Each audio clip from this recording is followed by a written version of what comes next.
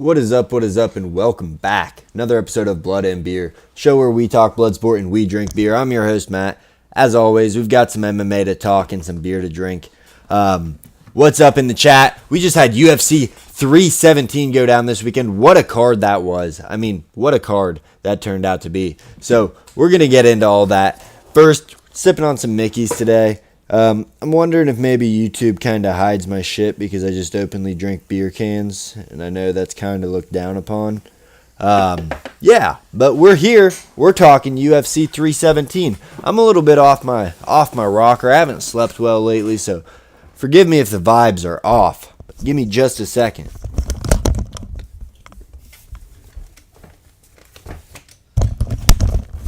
Vibes are off, shirts off. Let's go.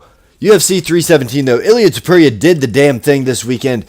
Did exactly what he said he was going to do. Alexandre Pantoja continuing to build on his legendary run at flyweight.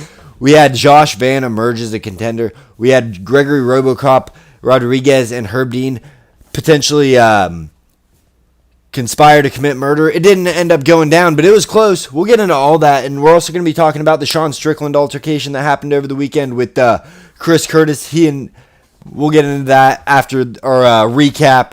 Then Bo Nickel, he's returning to wrestling. We're going to get into that. Look ahead at UFC 318, 319, and all the fight nights in between. This is Blood and Beer. Love to have you chat. Drop your questions in the chat if you got any.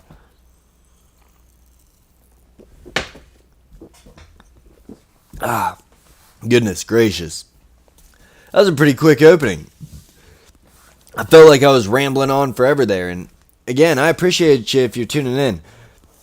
We're talking about this UFC 317 card, and what a card this was. I mean, it had everything. It had knockouts, it had exciting moments, submissions, good fights, fight of the year. I mean, we were just saying that back in UFC Baku with Nazim Sadikov and Nicholas Mota potentially being fight of the year. And now we just had Joshua Van and Brandon Royval, and we'll get into that fight. But man, this card it really lived up to the expectations. And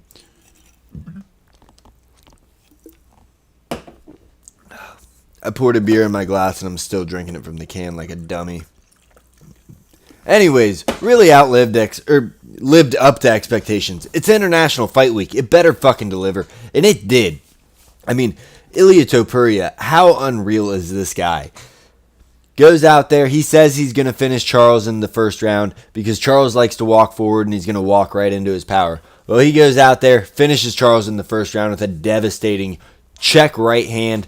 Follows it up with a left hook, but Charles was already out. You know, besides a heel hook threat that Charles had on Ilia at one point, and he had a takedown, but Ilia reversed it.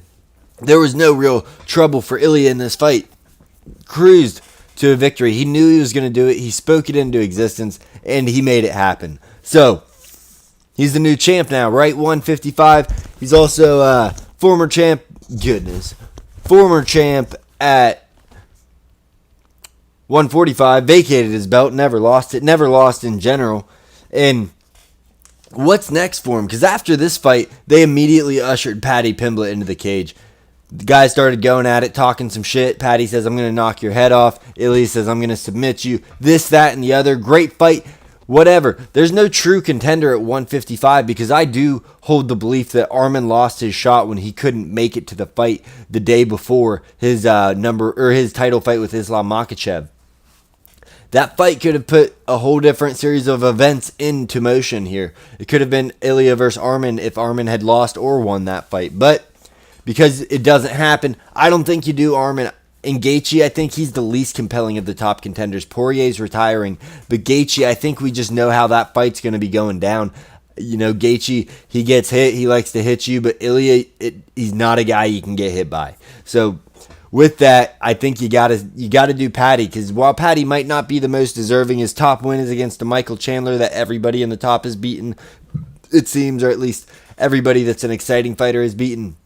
Paddy did it as well. He finished him rather quickly, but besides that, who cares about the resume? He's ranked in the top 10. There's major beef between Ilia and Paddy. They got into a hotel room brawl. They threw hand sanitizer at each other. Big thing. They don't like each other. The fight sells. They're both going to be talking shit.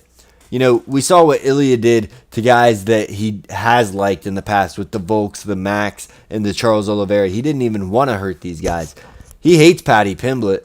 What's going to happen in that fight? That would be absolutely amazing to see.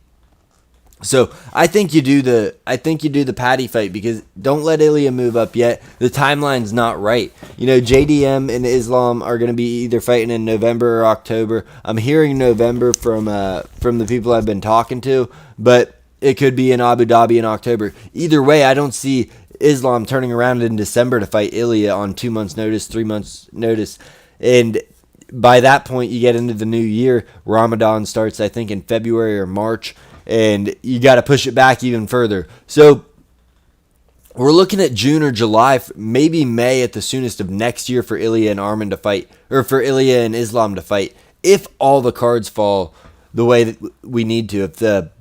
However the saying goes, if it goes the way it needs to go, if JDM and Islam go at it and Islam comes out victorious, and then Ilya beats Paddy or Arman or Gaethje, whoever they give him, availability is your best friend in this sport. So, however it goes, I think you gotta fight one more time if you're Ilya before you get the Islam fight, just because the schedules aren't gonna match up. And one more fight for Ilya, one more fight for Islam, boom, super fight. That fight sells. But I think you do a super fight in Spain. Let's do December in Spain. Ilya Topuria versus Paddy Pimblett. UFC does a stadium show, sells like crazy. I don't care what time you put it on in the US. Do it local time in Spain. They love the guy. Let's get this guy over as much as possible. He's the next McGregor. And speaking of McGregor, besides all the, sexual assault stuff and punching people in bars and things like that, Ilya's a much more polished McGregor. But with all that being said, I've also heard of some rumors where Conor McGregor is back in the testing pool. He's back training. And what a fight to give Ilya Topuria, just for a what the fuck, why not kind of fight. The way that they gave Conor with Nate, just hold you over type of thing. Do it with Ilya and Conor. Conor comes back. Let him do it at 170. Who cares? Conor wins. That's great for the casuals. If Ilya wins, he's the guy that knocked off Conor. And all us MMA fans know that Conor's probably super washed. But if Ilya wins, to the masses that know Conor McGregor, and that's all they know about the sport because it was at its peak in 2015, 2016, as far as the casuals known about it, I think. If you're saying that fight's not a fight you'd want to see, you absolutely would. Ilya would knock his head off, I think, but it's still a fight that's going to sell, a fight that you want to see. So I can't wait to see what unfolds, but I really hope it's not Arman or Gaethje. I wouldn't be super upset if it's Arman, but that's not the fight that moves me, So, yeah, Ilya, though, what can you say about the guy? I mean, the unreal 3-fight win streak, knocking out Volk, knocking out Max, knocking out Charles. They're not TKOs. He's flatlining these dudes, putting them out cold. And, the only comparable 3-run fight in MMA is John Jones with Shogun, Quentin Jackson, and then Lyoto Machida. That was a hell of a run. But this one just seems different the way he's finishing these guys off. I know Jones was finishing them too, but it just feels different. And it feels like Ilya might be on the cusp of being the greatest we've ever seen. I mean, this guy could transcend the sport in a way that people that are training it, they've been training MMA striking, they've been training MMA grappling, all these things, which is important. Don't get me wrong, but Ilya trains everything separately. So when he goes in and he boxes you up, he's boxing you. He's not MMA striking where it's kind of looping shots. No, Ilya is straight down the pipes, hands where they need to be, recognizes right away when to switch to wrestling. Drops down, defends that double leg, defends whatever you're throwing at him, or if you get him down, he's got great jiu-jitsu because he trains that separately as well, great wrestling as well. He can do it all. He trains everything separately, and he does it separately out there while transitioning from one to the next at such a great flow. He doesn't have to go strike with you and then, oh shit, you're going to strike, I got to back away and get my hands down. He doesn't walk in with his hands down to defend takedowns. No, this guy's so confident in his skills. It's just Ilya, man. Number 1 pound for pound for UFC now. He's number 2 in MMA fighting, which is the rankings that I think really matter. But I do have Ilya as my number 1 pound for pound right now as well. Because this sport is and always will be a what have you done for me lately sport. And while Islam's been looking great, you look at what Ilya's been doing, and it's just as great, and it's two absolute greats. Now, while Islam's beaten, Poirier, he's beaten Charles, he's beaten Money Moicano, he's beaten Volk. Volk was moving up. Poirier's on the back end of his career. There's things to be said, and you could say the same thing about Ilya. Max is on the back end of his career. Volk, same thing. Charles, same thing. All three guys been through wars. Chin, been a bit tested. Max was the only guy that hadn't been knocked out or TKO'd, so that was impressive. I mean, he broke the Iron Chin, but, at the end of the day, Ilya is just a fucking dog. It's great to see what he's doing for the sport as far as showing what true skill, true just dedication to the game. He's not out there in one of these main gyms. He's training in his basement. Now, he has a super elaborate gym. I mean, it's like a $2 million gym in his basement. Don't get me wrong, but he's training with his brothers and his brother and guys that he's bringing in. I mean, he's just doing the damn thing. Enough Ilya glazing, though. I mean, the guy's amazing. What can you say?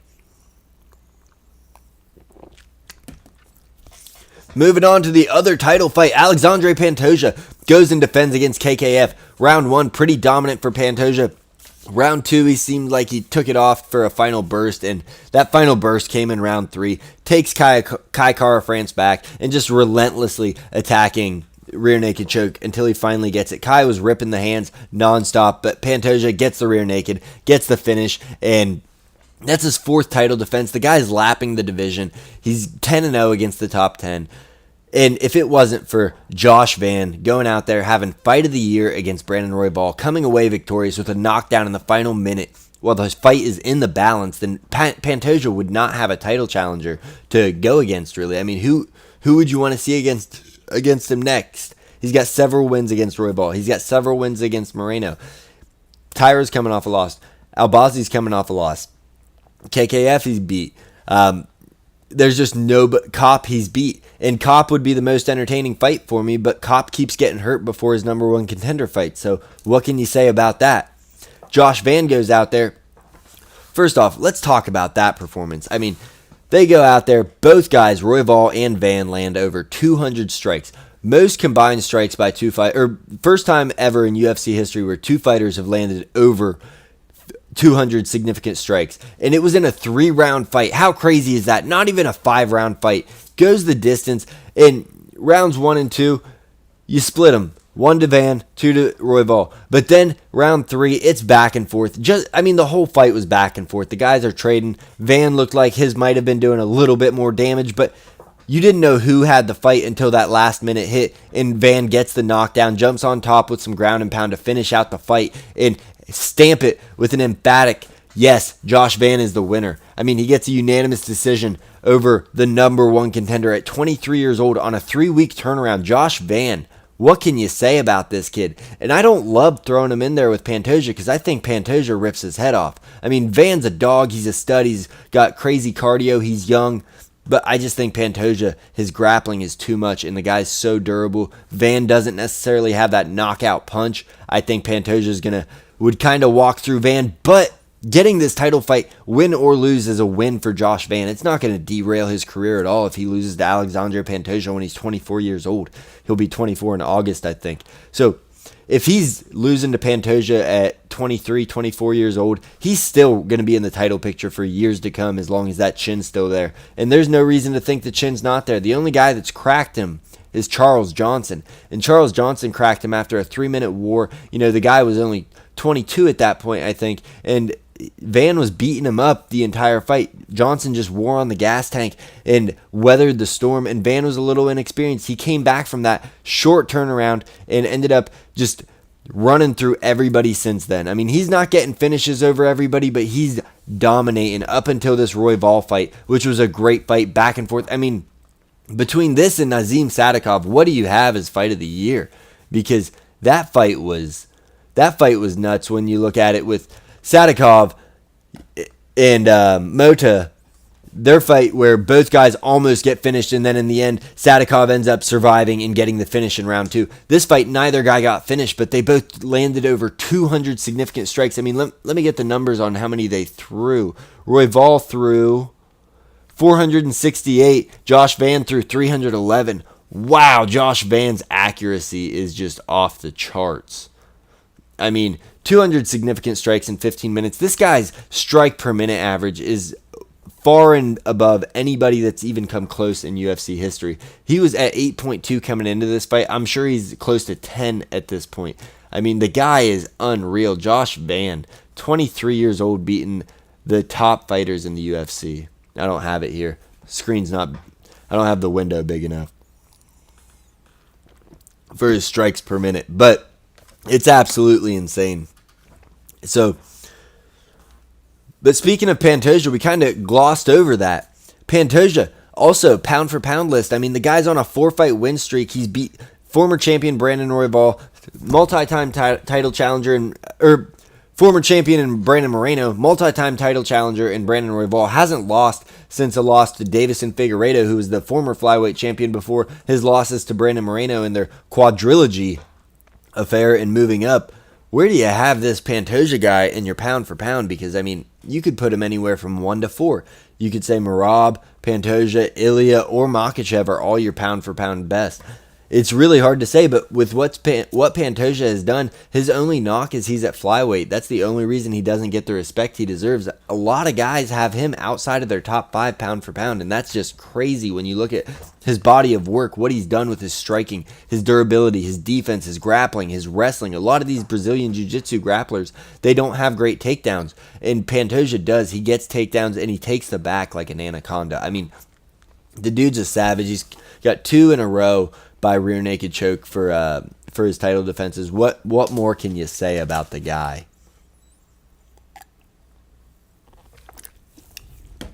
All right. And then we had Beneil Dariush and Moicano. They had a fight. Wasn't the best fight on the card, but it wasn't terrible. Dariush survived an early knockdown to out-wrestle and out-strike Moicano for a unanimous decision, 29-28. It was a little rough early, but Dariush got his bearings and just showed he was a little bit better everywhere he took the fight. You know, this fight doesn't do a lot for either fighter because they're both a little old. They're both 36. Moicano's 2 losses in a row, 1 to Dariush, granted 1 to Islam Makhachev on 24 hours notice. But still, you look at it and it's not a great look for Moicano. And for Dariush, he had been knocked out in his 2 previous fights. So this is a good bounce back, but does it put you in title picture? I think it kind of cements both guys as just gatekeepers. They're going to be people that they try to build other guys off of. They're not near the title conversation at this point, and they probably won't be for a long time, if ever. I mean, unless one of them has like a 40-year-old crazy run, then I don't see either of these guys touching the title picture. But that's probably not what they're fighting for at this point in their careers. You know, you look at him, and Dariush, again, 36, he doesn't seem like he's all that hungry for a title at this point. He understands where he's at, and he's probably getting paid pretty nice. Moicano, you know the guy's getting paid pretty nice, but he's always saying he can't afford to lose. He's also in commercials for crypto. He's making all the money off crypto. He's doing the damn thing, so no winner, no loser there. That fight was just a fight that needed to happen so they could fill a place on the card with 2 ranked lightweights. But the curtain jerker of the main card, Peyton Talbot, bounces back with a victory over Felipe Lima. He seems to have showed up, fixed his grappling problems that he was having, and he seems to be figuring it out. He had a nice flow state with his striking. Felipe Lima just didn't seem to pull the trigger. He looked a little nervous in there, maybe confused by Talbot's movement, but Talbot did the damn thing, improved his grappling. Seemed like he figured it out, got his confidence back. He was the only dog on the card to cash, so that was pretty impressive by Peyton Talbot. But for him moving forward, I wasn't overly impressed. I think what you got to do at this point is carefully matchmake for this guy, because he's not going to beat any of the top 10, I don't think, at 135 at this point. You slowly move him along, just build him up. He's still only 26, 27 years old. I mean, let the guy work it out. If the UFC wants to build on him, they need to take it slow, do the Sean O'Malley thing, which I think they thought they were doing by feeding him cans. I think they maybe thought Raoni Barcelos was a little more washed than he turned out to be. But regardless, Peyton Talbot does the damn thing, and he does it well. And you know who else did the damn thing? It was Gregory RoboCop Rodriguez. Goes out there, and Jack Hermansson's actually outlanded him for most of round 1, but at the end of it, he lands a vicious shot, just drops Hermansson. Hermansson falls, smacks his head off the back of the canvas, and it's, I mean, in real time, it could have not been this long, but in real time, it seemed like it was 2 or 3 seconds that Hermansson was laying there, and RoboCop standing over top him, finally delivers one more shot as Hermansson's laying on the ground, and Herb Dean steps in. Way late for Herb Dean. He tried to go the long way around to stop the fight, and it looked like premeditated murder. I mean, but Jack Hermansson, he was knocked out for 5 minutes. It was a scary sight watching it live, and he ended up coming back. He was fine.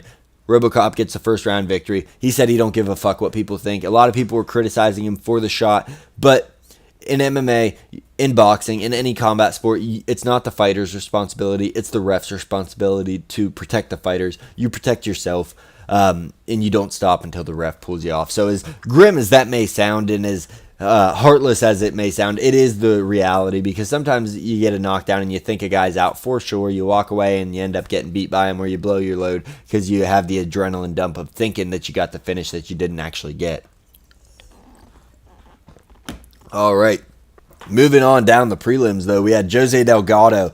He got a first-round knockout in 26 seconds over Haider Emil with a beautifully placed knee up the middle while Haider Emil was entering, and puts Haider Emil down and out. Emil was definitely out. He gets up, protest. I was really disappointed. I'm high on Haider Emil. It was a flash knockout, but it was a knockout nonetheless. Jose Delgado, he did some film study, knew how Haider was going to be entering, threw that knee right at the beginning of the fight, puts him out. What a performance by Jose Delgado. I mean, it was a short one, but guy, I'm sure he got a bonus in the back while he didn't get the overall bonus, because it went performance of the night was Ilya and RoboCop, and then you had fight of the night, obviously Royval and Van, but I'm sure Delgado got taken care of with an unofficial bonus. And then Tracy Cortez, she picked up a unanimous decision victory over Viviane Araújo. And if you want to see a fighter quit throughout the course of a fight, you watch this fight. Viviane Araújo just getting frustrated, seemed like she was giving up, didn't like the grappling that Tracy Cortez was presenting, didn't seem in the fight. So Tracy Cortez gets the victory, 8 minutes of control time, and yeah, Viviane Araújo just might not be with it anymore. And I didn't really feel any type of way about this fight. I kind of thought it would be a dud, and it was 27-30 across the board for Tracy Cortez, but she does the damn thing. And then Terrence McKinney goes out there, does what he does best, finishes the fight early, 55 seconds. He gets a submission over Vyacheslav Borisov. Slava Claus goes out there, he shoots an anaconda early, and Borisov has to defend it, slips right into a guillotine, and Borisov was kicking his legs like crazy. I'd never seen anybody kick their legs so hard to try to get out of a submission. Ultimately, he couldn't get out, has to tap at the 55-second mark of the first round. So Terrence McKinney, he's all action every time he goes out there. The guy gets the finish again. Average fight time for his victories.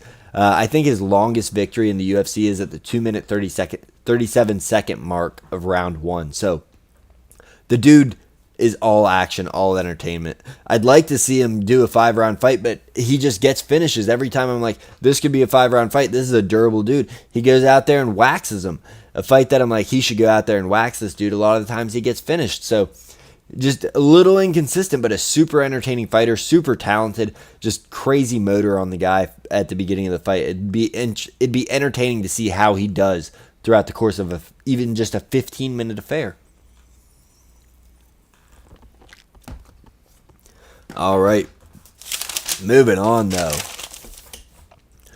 Jacoby Smith goes out, gets a rear naked choke victory over Nico Price, and I think it was a more hard-fought fight than a lot of people were expecting. Price was landing on him a little bit, but the thing I capitalized on from this fight is Jacoby Smith, when he gets the mic 4 times, he just yells, "Joe Rogan! Joe Rogan! Just yells it over and over again, and I wasn't digging it at all. So yeah, Jacoby Smith, maybe get better mic skills, but great fighter. Yeah, what can you say? I mean, he goes out there, finishes a guy who's supposed to finish, biggest betting favorite in UFC history at like -3,000, -4,000, depending on where you were looking. Nico Price is a fighter that goes out there and gets got anymore. It seems like he's showing up to finish out his contract and get a paycheck. And then finally, my lone bet that I hit of the night for UFC 317 was a bet I was absolutely certain on, and I should have staked my ladder on it. We need to start the ladder back up. But Janata Deniz goes out and outboxes Alvin Hines, out kickboxes him for 15 minutes. Hines kind of rallied late. Not a fun fight. Heavyweight overs are the way to go every time. It was minus 110 for over 1.5. I wish I would have done over 2.5 because that would have absolutely hit. But it didn't, and that's okay. You know, we keep rolling along. And we keep rolling along by talking about a video that I have up on my page here in the shorts. But recently, Sean Strickland and Chris Curtis, goodness gracious, Chris Curtis, they got into a bit of an altercation at Tough Enough on Sunday after UFC 317. They had a training partner that they were cornering. He gets tapped out. I think it was in round 2 by Luis Hernandez. And then afterwards, Luis Hernandez hits him with a cross chop. Goodness. Starts telling Curtis and Sean Strickland to S his D. Strickland and Curtis apparently are not the guys to do that with. They storm the cage. Strickland kicks his flops off and just unloads a 1-2. Didn't land cleanly, but still punches him. He looked fired up. Chris Curtis puts him in a tie clinch, trying to big brother him, and Hernandez was just like, I don't care. Wild stuff out of the guys. You never see Strickland fight like that in his fights anymore. Granted, he's not fighting unsuspecting fighters or influencers. He's fighting the best in the world, but he's so measured there. When he's not in a UFC fight, he's just unhinged. It's kind of crazy to see, and I also wonder if there will be any true punishment. I know that the Athletic Commission, they like to fine people a lot of the times. I wonder if there will be any true punishment for this with suspensions. I would think that you'd do like a year suspension, 6-month suspension for something like this, the cornerman rushing the cage and punching a fighter. But I also wouldn't be surprised to see NSAC just hit him with a fine and just be like, yeah, be on your way. Because Chris Curtis has a fight in a month. And if he's fighting in a month, hopefully they're not moving that fast, or hopefully he doesn't get suspended by then. I don't know what'll happen, but it's not a good look. It's a really bad look. I mean, it is. It was really cool. It was entertaining. Brought some interest to Tough Enough. And speaking of Tough Enough, Diego Brandao gets another spinning back kick that leads to a TKO. 2-0 in the promotion. He's their champion right now. And he says he's got a meeting with the UFC, or expects a meeting with the UFC. He says he's doing everything right now. The guy was dynamic on Tough. I mean, he ran through everybody. And the only fight that he had diversity in the Tough finals against Dennis Bermudez, Bermudez drops him, and with seconds left in the first round, Brandao rips an armbar, and Bermudez is forced to tap at the buzzer. I mean, Diego Brandao was super entertaining when he was young. Kind of fell off, seemed to have lost focus, and now he seems like he might be back. He's got it figured out. Granted, he's not fighting the top competition, but fun striker. Dude's doing work against these up-and-coming dudes. And then Bo Nickel today. He was on the Ariel Helwani show, and he says, I'm going to be going back to wrestling. Now, he is still with the UFC. He's still a UFC fighter, but he's going to be competing in, let me get the name of this correct, Real American Freestyle Wrestling Organization. It's run by Eric Bischoff and Hulk Hogan. It's a freestyle wrestling professional, not like WWE, but it's professional wrestling in the freestyle world. And I think this is just the absolute worst move for Bo Nickel. My biggest criticism with the RDR fight is this dude needs to fight more. This dude needs to get used to MMA fighting. He's already a great wrestler. He doesn't need more wrestling experience. This dude needs more MMA experience. He needs to get used to getting hit. He needs to get used to being in a fight where somebody's showing some resistance and trying to put you out of there. Because Bo Nickel, if you're a nail, he's going to hammer you. But if you're fighting back, we haven't seen him face opposition with anything that's going to cause them problems. And the guy could be great, but I think that if anything, he needs to get in the gym, work on his boxing, work on his defense, get hit in the face a bunch with those MMA gloves, fight every 2 months. Look at what Josh Van is doing, and that's what Bo Nickel needs to be doing. If the weight cut's too hard, every 3 months, but you need to be fighting. This dude needs to be getting MMA experience. If he said on the Ariel Helwani show, he's only planning on fighting 2 times a year. That's what he's been doing. He plans on keeping up that pace. That is a bad move. I expect more losses if they put him up against top dudes. Never a champion. He will never be a champion if he's fighting 2 times a year. It's just, I don't think that's going to happen. I can't see a world where that could happen because he's a great wrestler, great grappler. He went with Gordon Ryan, he went to decision, almost beat the guy in submission grappling. But in MMA fighting, we've seen Bo Nickel against RDR, he doesn't like getting hit. He doesn't do as well when there's opposition throwing back at him. And that's kind of what you see with a lot of up-and-coming boxers, a lot of up-and-coming fighters. They are great hammers, bad nails. And Bo Nickel can't be a nail. He needs to figure it out, and then he needs to fight MMA. Wrestling is not the problem. Your wrestling is fine, dude. Like, he's saying getting back to his roots. That's not the move. It's not the move. Bo Nickel needs to be fighting in the UFC every 2 months. Get on the Josh Van schedule and figure this thing out. You can take some losses. You're still young. You're good enough in the wrestling that if you take some losses and get some experience from it, it's only going to bolster you. But if you're fighting 2 times a year and taking losses, that's terrible. That's going to get you cut from the UFC and say, maybe you should switch over to this submission grappling thing that you've been, or this wrestling thing that you've been looking so far into, and maybe this is the route to go. Maybe you train some wrestlers, maybe you become a wrestling coach, but maybe this isn't the thing for you. And that's fine if it isn't, but you talked all this shit like guaranteed world champion. You came out here, you fought a world champion in RDR, and you found out real quick.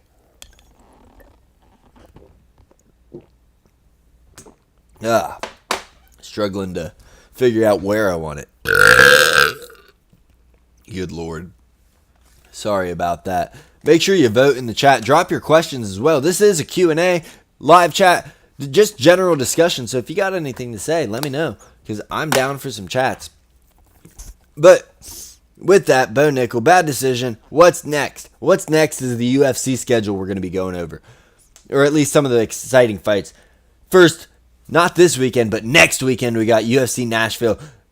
Derek Lewis taking on Taliesin Teixeira. And while that's not a super exciting main event, everything with Derek Lewis, you got to main event it just because he's a fun fighter and he's going to give you a viral moment 50% of the time. And the other guy will, the other 50. So it's great. He's a get-or-get-got guy. He's 40 years old taking on a 25-year-old. And then we got Wonderboy Thompson, 42 years old, taking on a 27-year-old. So 2 15-year age gaps in this card. Great fight, though. Calvin Kattar versus Steve Garcia. That's going to be a banger. 2 boxers at 145. They're going to scrap. That's going down. Nate Landwehr, Morgan Charrier. I mean, the card's stacked. You got Junior Tafa versus Tuco Tokos, which couldn't give a shit less about that one, to be honest with you. Vitor Petrino, Austin Lane. Chris Curtis, just spoke about him. His fight's next weekend, not in a month, against Max Griffin. Chidi and Jokawani versus Jake Matthews. I mean, it's a stacked card. Volker Walker versus Kennedy and Cheku. What are we doing in Nashville? I mean, it's got nothing as far as stakes, but what a card that is. And then you move on to UFC 318, Holloway versus Poirier 3. Now, while I don't love that fight for anything other than it could be entertaining, both guys are warriors, so that should be fun. The undercard on it, people have been dogging it because when you go to UFC.com, they've got the order all whacked, or ESPN.com, the order's all out of whack, but it's got Dan Ige versus Patricio Pitbull, Paulo Costa versus Roman Kopylov, Michael Johnson taking on Zell Huber, Marvin Vettori versus Brendan Allen, Vinicius Oliveira versus Kyler Phillips. Stack card right there. Bruno Ferreira, they're looking for a new opponent for him as Ikram Aliskerov fell off, but it's a stacked fight card. Gunnar Nelson versus Neil Magny. 2 kind of washed dudes, but it should be a fun fight. And then the immediate weekend after, we go over to Abu Dhabi for a daytime card where we have Robert Whittaker taking on Reiner de Ritter, the guy I was just speaking about that took out Bo Nickel. Co-main event, Movsar Evloev versus Aaron Pico, Shara Bullet versus Marc-Andre Barriot. I mean, Azu Almabaya versus Temirov, Piotr Yan versus Marcus McGee. Card is stacked as well. We've got a fun summer ahead of us for UFC. UFC back in the Apex, Amir Albazi versus Tatsuro Taira. That card kind of sucks. Yeah, that card kind of sucks all the way around. But that's okay, because that'll be a fun fight. And then we go Duplessis versus Chimaev. I can't wait for that fight. That's going to tell us everything about Chimaev. And Duplessis, dude, plus 150 dog. I don't hate that. He's so awkward. How is Chimaev going to deal with that? Is his wrestling, his absolutely just whirlwind storm that he throws at you, going to work? Or is it going to be DDP's awkwardness just throwing him off, his durability, and he ends up taking Chimaev out because Chimaev gasses? And then you have Jared Cannonier versus Michael Page. MVP's back. You got Tim Elliott fighting Kai Asakura. I can't wait to see what Kai Asakura can do against someone a little bit less than Alexandre Pantoja, because what Pantoja has shown us lately is that he's an absolute dog. Brian Battle versus Nursultan Ruzaboyev, Chase Hooper, Alexander Hernandez, King Green versus Diego Ferreira, Edson Barbosa versus Drakkar Klose. I mean, that's a stacked card 319 is. And then you got Johnny Walker taking on Zhang Mingyang in China, Shanghai. Brian Ortega versus Aljamain Sterling on the card. Sumadarji versus Kevin Borjas. Lonnie Kavanaugh versus Charles Johnson. Sergey Pavlovich, Waldo Cortez Acosta. That could be a number one contender fight for Cortez Acosta if he gets that win because of how bad heavyweight is. Michel Pereira is taking on Michael Tulio. It's a fun summer of fights. And then we get into September with Nasruddin Imavov and Kyle Berhalio. I mean, rest of the cards shaping up. We got former PFL champion Ante Delia taking on Marcin Tybura. It's fun. And then finally, last one I'll talk about because it's so far on the horizon and such a what the fuck moment for the UFC. Such a what the fuck moment. UFC Noche is going to be Diego Lopez taking on Jean Silva. What are we doing here, guys? What are we doing? Jean Silva, Diego Lopez. It's a great fight. Brilliant fight. It's going to be a banger. Both guys throw down. That fight slaps. But the fight to make for Noche was always and always will be Yair Rodriguez versus Diego Lopez. And it sounds like Yair either didn't want to take the fight or wasn't ready. But come on. Like, that's the fight to make. You pay this man whatever he wants. He's not asking for the world. He's probably asking like $1 million max. And you can afford it. Fork it up to give us a great Noche. I know it's not a pay-per-view, but come on. I mean, get it together. That was the fight. That fight sells. If Diego Lopez win or lose, give him Yair next. I mean, Yair versus Diego, just that fight has so much feud. The guys hate each other. I don't know what else to say about it. Kind of ran through the schedule portion. Didn't have any chatters. It's okay. Sometimes it's like that. It's a Wednesday. It's a slow week, off week from the UFC. So you know how it is.